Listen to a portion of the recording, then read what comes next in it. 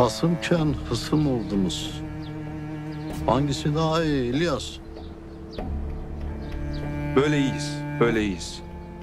Ee, aman iyi olun.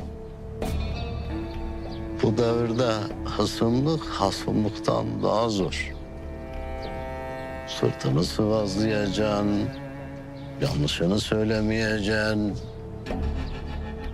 gaz vereceksin falan filan. Zor zor. Vallahi zor.